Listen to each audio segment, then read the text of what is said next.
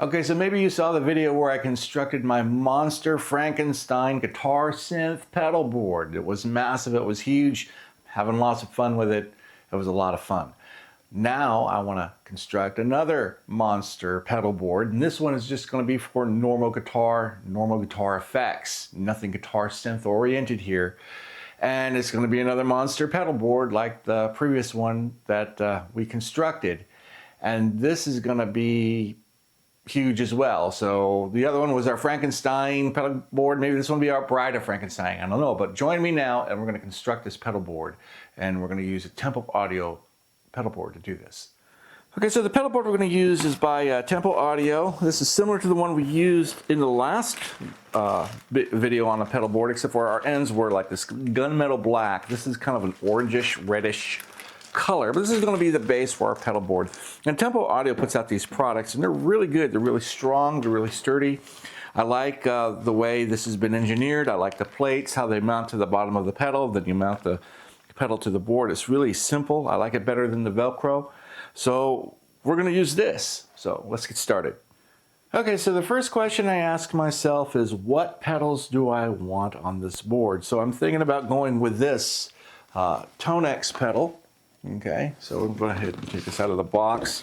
This has been opened, so this is not anything that is unboxing or anything like that. And we've got a USB cord we can plug right in. So Tonex, that's a possibility. Maybe we'll use our Tonex pedal here. Next up is this. Now I have not opened this, and this is a Strymon pedal effect. I did take the sticker out though. And this is a, let's see. This is what I'm going to use for modulation effects. So Morbius. This is chorus, flange, rotary, a vibe, a phaser, filter, vintage trim. So it's got all kinds of different modulation effects in it. And I'm thinking that I can use this instead of having all different types of modulation effects. This is a great overall pedal. What I'm looking for basically is overall pedals that have a lot of effects in one. And then we use MIDI to control. So if I have a MIDI switcher here, I can hit the MIDI switcher and create these patches where I can change this from a chorus to a flanger or whatever I want. So I'm going to go ahead and put that down there. Next up is our Boss SDE delay. Our Eddie Van Halen delay, 3000. SDE 3000. This is different than the other SDE delay. It's got an extra output, so you can run stereo. What it allows you to do is you can do left and right into two separate speakers, and then you can go dry in the middle. So you have the delay in the left and the right speaker and dry in the middle. And I've already opened this. I was just storing it in the box here. So our SDE 3000, awesome delay. I've always liked these delays. I've had them in the 80s. I've had them before and used them before. Great delay pedal. So we're going to go ahead and use this as our main delay. Also ships with these cables here. And basically you plug these into the outputs of the delay. So you have left, right, and middle. And it's supposed to reduce the hum and that kind of thing. But our setup, we're not really going to need these. I'm just going to put them back in the box, and we'll worry about that later. Next, the reverb unit. Reverb is really important, the most important pedal. And again, I'm going to go with Strymon on this one. So we're going to use the Big Sky reverb unit by Strymon. And finally, I need a power supply of some sort. I don't need a big one because I don't have a lot of things to hook up. I'm going to go with this one. This is the OJ by Strymon. This is going to be my power source right here. I'm going to use this to power the Strymon pedals and any control function pedals I wind up getting, or any kind of expression pedals. If I need a power supply, this is going to handle that. Okay, so these are the pedals I was thinking about using. Of course, I need to get some more things. This is not everything I would need, but I have a different idea now. I'm going to do a different approach, I think. I was going to lay it out in this order, but I have another idea. Okay, so I have sort of a radical idea. I'm going to give this a shot. Instead of using the Tonex pedal, I think I'm going to swap that with the Boss GT1000, and it has an effects loop that can be 2 mono effects loops or 1 stereo effects loop. And I'm going to use that to interface with the Morbius and the SD3000 and the Big Sky. And then what I'm going to do is the MIDI capabilities on this. I'm going to use the MIDI in here as a MIDI trigger for these. So when I hit a patch, it'll automatically call up the presets I want for that patch. And I can use the GT1000 as a MIDI trigger. And I'm just going to line all of it up like this. Now, for this to work, I'm going to need to get some control function pedals. And we'll add those to the mix. So we'll add 2 control function pedals to it as well. Okay, so I got some control function pedals in. I had some of these other ones, but they take batteries. I want the kind that you plug in, and so for that you're going to need the FS7. What's nice about the FS7, the back here, is that it's smaller, it's more compact, it'll fit on your pedal board better, but you also plug it in. You can't do that with the FS6. So 2 of these for the control functions, and the GT1000 is going to be the main board, and then these are going to be hooked up through the effects loop, and the MIDI trigger is going to be built into here. Plus this has 23 amps built into it as well for amp modeling and cabinets. It does bass amps too, and it also has about 130 effects, and all the Boss pedals are in here. So all of the delays that you can think of, I actually have the SD3000 built in here, not the EVH version, just the other SDE3000 is built into this. The Echoplex, all the CE chorus, everything that Boss puts out in a pedal form is already built into this. Plus it's got the Rat distortion box, it's got all that kind of stuff. So instead of just going out and buying all those boxes, I already have this. So I'm just going to use this along with these other items. So this is going to be the pedal board. I guess I'm going to probably hook it together like this. So let me get the pedal board on here, and we'll see if we can figure out where we're going to put everything.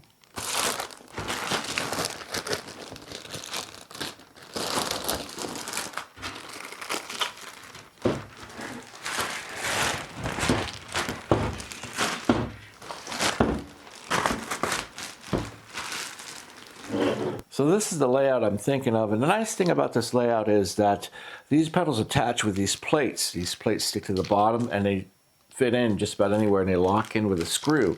So if you want to change your layout later, you can just go ahead and take these off and rearrange them however you want. But I'm thinking this would be the way to lay everything out. So the signal path will come out of the GT1000 into the amp, but then I have the 2 control functions here. Then the effects loop will come out into the Morbius, into the SD3000, then into the Big Sky Reverb, and back. And then everything's going to be in stereo.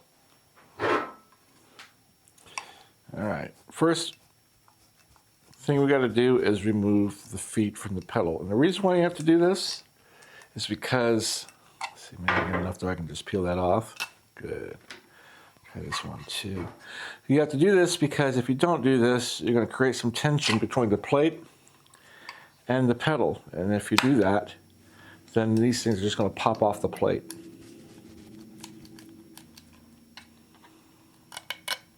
Okay. So let's go ahead, clean the bottom of that. We're going to use this TRS plate.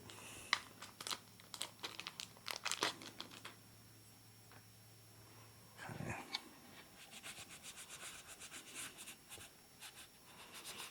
You don't have to get it all off. You just have to get the thickness of the pad. You don't want that to be on there. If there's a little residue, it's not that bad. You'll be all right. So we're going to go ahead and get this pad on there. I'm going to start by removing the screw.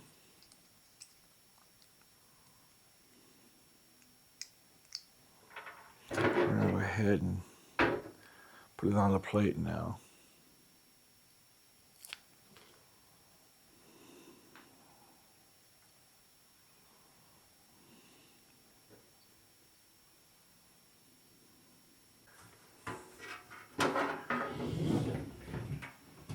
Bring this up like so.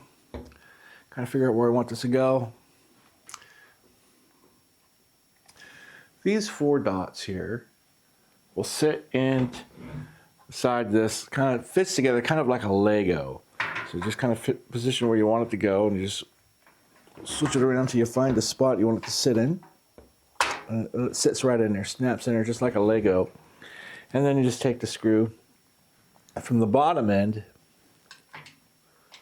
and that holds the pedal in place. Once it's on there pretty good, as you can see. And the nice thing about this is that you can move these pedals around later on. If you want to change the position of your pedals, or you want to change the order of your pedals, you just unscrew and pop off and move around wherever you want them to go. So that's pretty cool. Okay, next is the GT1000. This is going to be the bugger. Take all the feet off of this. Start with this.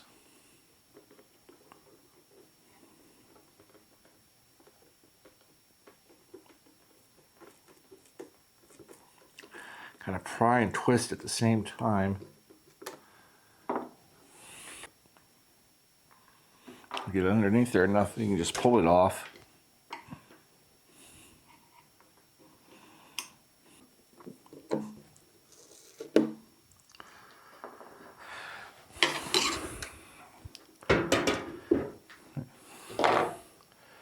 Now I'm going to clean the bottom side of the pedal.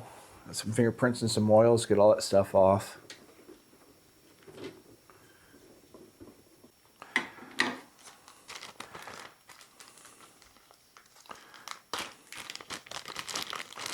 Now I suppose I could apply 2 of these plates here, but I think I'm just going to use 1 right here. I think that'll be enough for now. I bet you that'll hold it in place. Undo the tape. There we go. Only thing is you got to make sure that it's square. Make sure that the top lines up. Let's lift this up.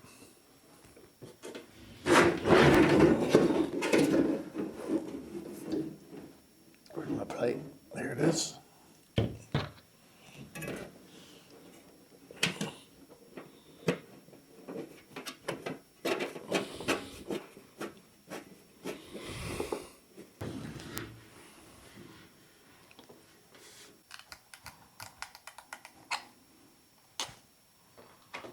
That's pretty good. Comes off pretty well. I don't want to stick it on there though. Okay.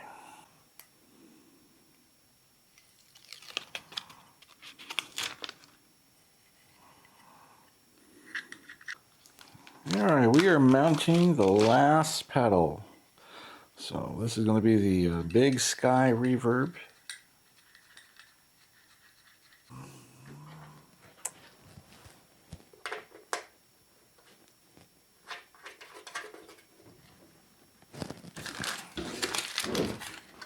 Here we go. All the pedals are now mounted to the board.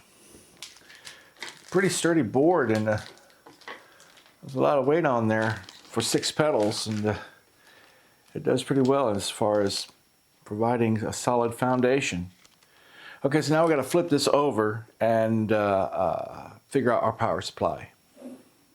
Okay, so this is not your normal run-of-the-mill pedal board, and you see these guys build these pedal boards, and they're made for going into guitar amps and that kind of stuff. And we're doing something a little bit different here. We're using a pedal board, but we're mounting a multi-effects pedal on this thing, which means the power supplies that you find are not going to work with this. And the Boss power supply needs to power this. And there's warnings about powering it with any other kind of power source. You could destroy the unit by doing that. So the idea here is to come up with a power supply that'll work. And the problem is there's not enough room under here to mount something. And you have panels on the side of here that'll pop off. So we can run cables out and run it into a power strip. Now the power strip I'm going to use is a Furman power strip. These are about 50 bucks. And they have things built in that will eliminate AC line noise. It takes the hum and stuff out. And these are great, even if you're not using a pedal board. If you're using like a PA system, Furman is known for their quiet power supplies. So we're going to use this, but what we're going to do is we're going to mount this power supply for the Strymon underneath the board, then run that out as well. But the Boss GT1000 and the STE3000, we have to use the power supplies that came with those, which means that we can't use something like this. So this is going to be used to power the Strymon pedals and the control function pedals. And then I'm going to use the power sources from here, from the GT1000 and the ST1000. And we're going to put it all underneath here and run it out of a panel right here. That's kind of going to be our plan.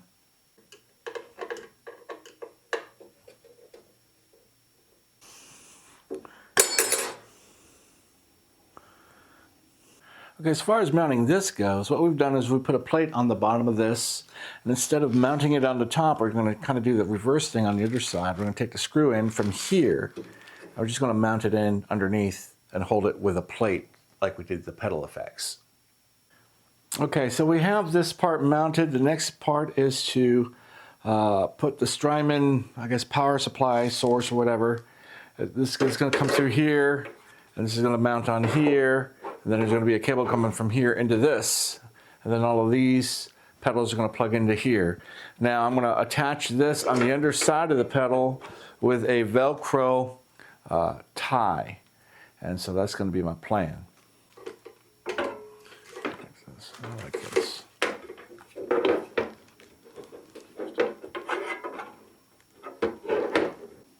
Well, I got it attached with Velcro, but now I got a better idea. I found another plate. I thought I was all out of these plates, but somehow I wound up with an extra one. So what I'm going to do is I'm going to take the Velcro off, and use the plate on the power supply to attach it to the underside. So we'll do that instead. Okay, so now it's just a matter of running these power cables to our pedals. And we'll just do it all underneath and then come up through a hole and plug it right into the pedal. It'll look nice and clean. Not that that really matters. It's not really what we're going for, but it's all right.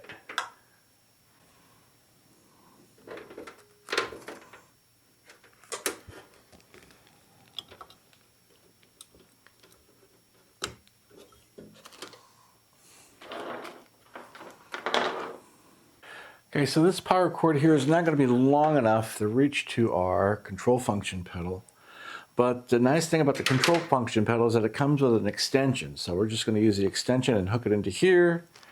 And that should be enough to power the pedal. Okay, I had to use some more Velcro and stuff, but I got all the power run underneath the board. And you see here's our one power supply. I don't know if I tip this up, maybe you can see.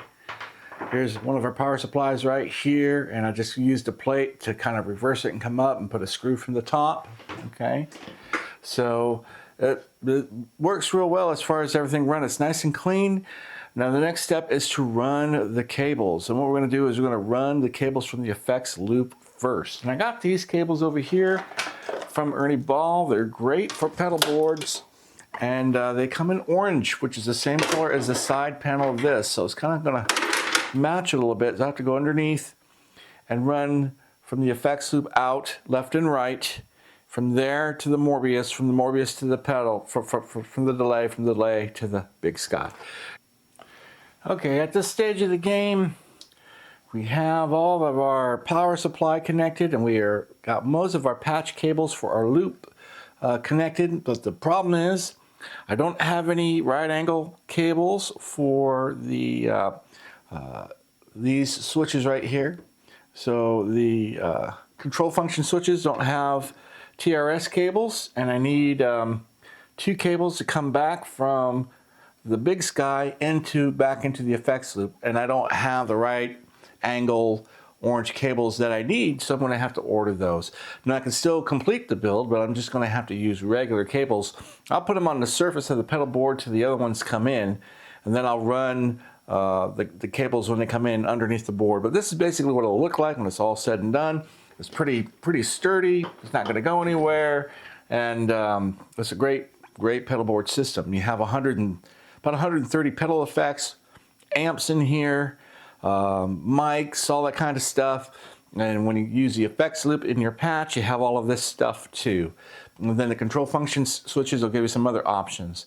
So we're going to go ahead and finish our build. We're going to run the MIDI cables and we're going to run the other cables and get it completed. One other thing I need to mention is that the MIDI connections for this is an 1/8 inch jack. So you have to have a cable that's MIDI on one side and an 1/8 inch jack on the other. And what we're going to do is come out of the MIDI out or MIDI send from here underneath the board into MIDI here. Now it doesn't matter what order you're sending it to because each pedal is going to have its own MIDI channel.